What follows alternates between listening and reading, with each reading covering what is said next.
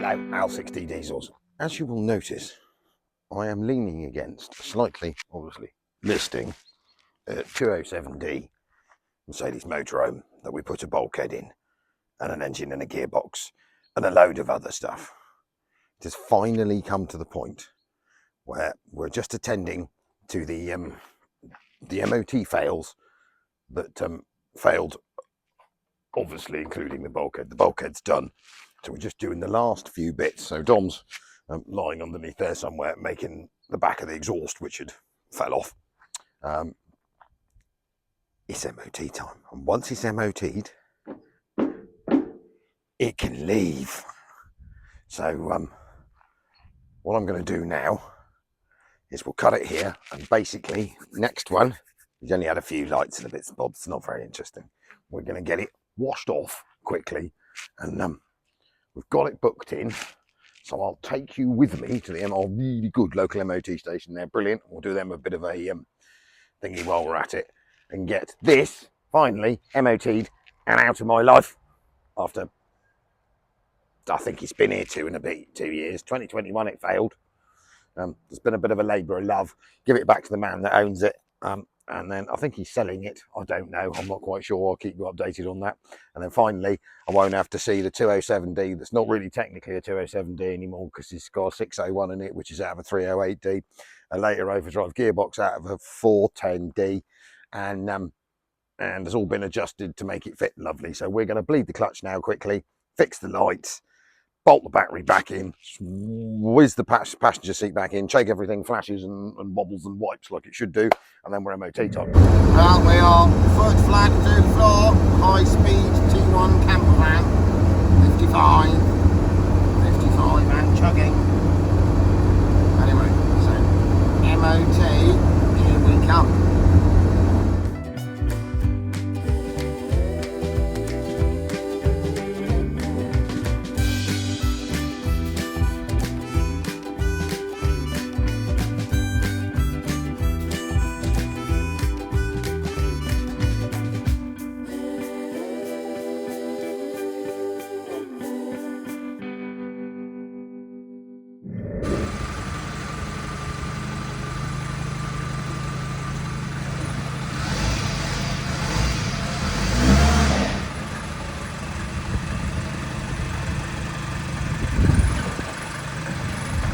So, we passed clear, click and leave, and I've managed to get it to 70 miles an hour, which is very scary.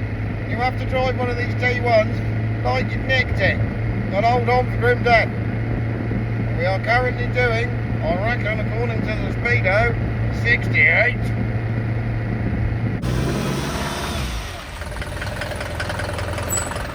I wanted Autotrail Apache. We've done quite a few videos on this, so if you haven't seen it being repaired, go back and watch it. So basically this came in, I think the start of it was this camper van had major engine failure due to, I think, a blown water hose, and then it had been driven until it would drive no more. So when it arrived here, no engine in it at all. We had the engine, a replacement engine first. That's how the whole saga started, for us to look at and get going. We got that going. That was a boat anchor, and he's living over there on a pallet. That's rubbish. So we sourced the fella a lovely, this should be a 616 originally, so we sourced the fella a lovely 601 with a known history, sensible miles, and we converted this van, which is a 207D, to basically be a 308D. So it's got a 601 in it and an overdrive gearbox fitted, because there are some differences between the two. The throttle linkage is different, the gearbox mounts are different, everything has to be slightly adapted to make it fit. And then we got to that point, and obviously the bulkhead was rusty. So we did explain that we didn't think it was going to pass an MOT because the bulkhead was rusty. He disagreed with us. Simplest way was to put it in for a test, and it failed because the bulkhead was rusty with a few other minors. So you go back and look, all of this has been off, and it's had a whole bulkhead. So what I'm going to do now quickly, just to finish it off, it's just come back for an MOT where it passed clear. So it has 12 months test. It is ready to leave. I mean, it's been here a couple of years because this sort of stuff takes time. And I'll show you where we stitch the bulkhead in, what it looks like when it's finished. And obviously the bodywork is still a bit exciting because this is tape over holes and bonnets, but he's going to fix that. That's not me. We did quickly paint the screen panel to stop our new work going rusty, and I'll just quickly show you the inside of it, show you where we've repaired it, and just the mechanical bits. Right, let's have a look. Right, so we'll start here. So basically, as you can see, this wagon has not done an awfully large amount of miles. It's genuine, all the history matches up. So to say, originally it would have had the earlier 616, 615, whatever you want to call it, in it. But that had been honoured by a water leak, as far as I know. That's about all I can see. Cooking it alive, kettling it would kill it. So now it's got one of those in it. That's a 601 out of a later 308D. This one's actually covered around 75,000 kilometres. It came out of a Dutch one. You'll see that long wheelbase one. If you go back to our videos, we quickly changed that to a 5-cylinder. So that was fitted, and then obviously this behind here is some gear stick, but this is a later gearbox. The gearbox bell housing pattern between, say, a 207 with a 616 in it is different than the Mercedes OM pattern that bolts up to this. So this gearbox is sort of half fabricated. There is a difference in the floors between them and the hole it fits in. So this actual top gear linkage and the selector is off of the older gearbox, made to fit the newer gearbox. So what we're going to do now, we'll creep round the front. Let's get out the passenger side. Quickly whiz under the bonnet. So all fits properly. You want accessible oil filler, you get your dipstick there. It's got a brand new radiator in it, and then we have changed, as you'll have seen, this whole top of this bulkhead here. So basically this bulkhead is seamed in. This panel, I think this section is original truck, but basically it's joined. You just see a weld line there, joined in there, and then all the way down across up into these corners. All the corners were repaired. These are the original wings. So fella's going to sort that himself. I've repaired the one on the other side at the bottom, but as you see, she does need a bit of body work. Nothing massive. I mean, they do coastal motorhomes do patent wings for these. They're not bad quality, but they aren't the best of fits. You have to mess around with them. So genuine Mercedes ones, probably the way forwards.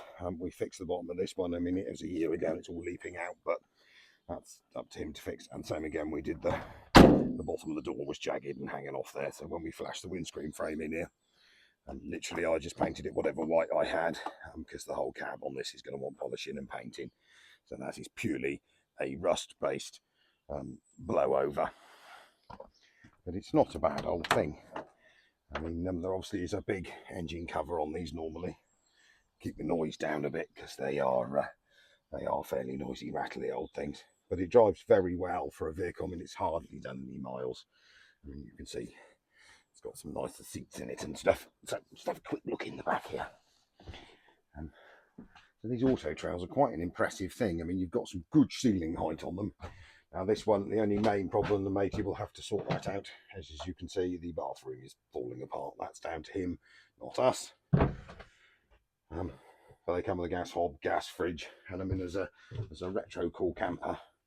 So you've got an over Luton double bed. I'm assuming that is another double bed, because he's pull out.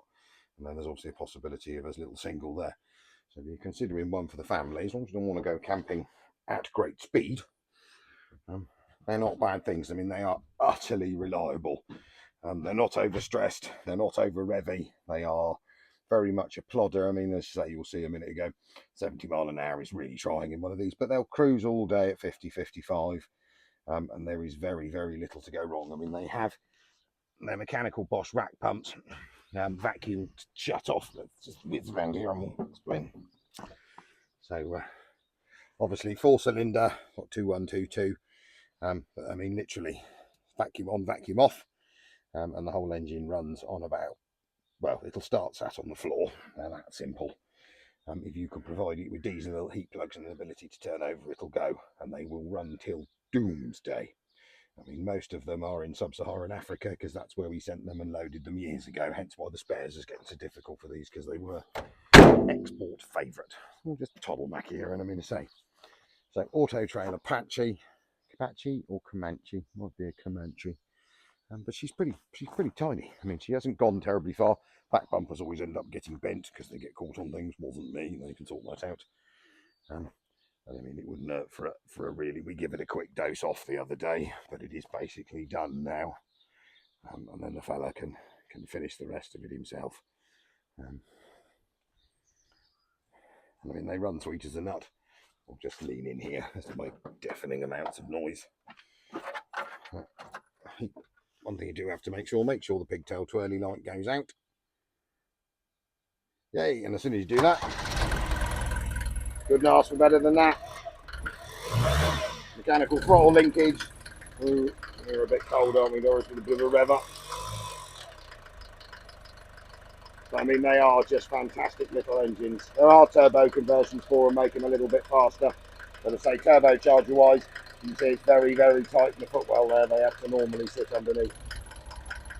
Turn that off. So yes, I'm going to call that the end to our, it's an Autotrail Comanche, I thought it was. So she's due to leave this week. Hopefully that'll give us a big parking space.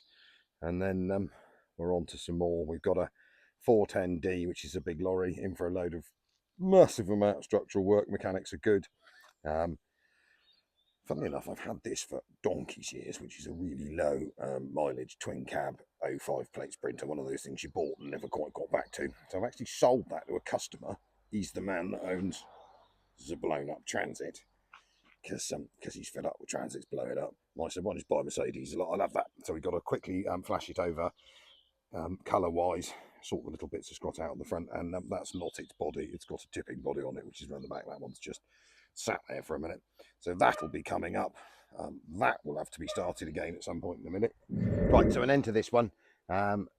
Coming on Sunday, we are going to attempt to get this week the Bearded Explorers 1972 Reliant Supervan 3 to go. It hasn't ran since 1986, and we'll be on that. So that video, as long as all works as it should, because at the moment it's a bit solid,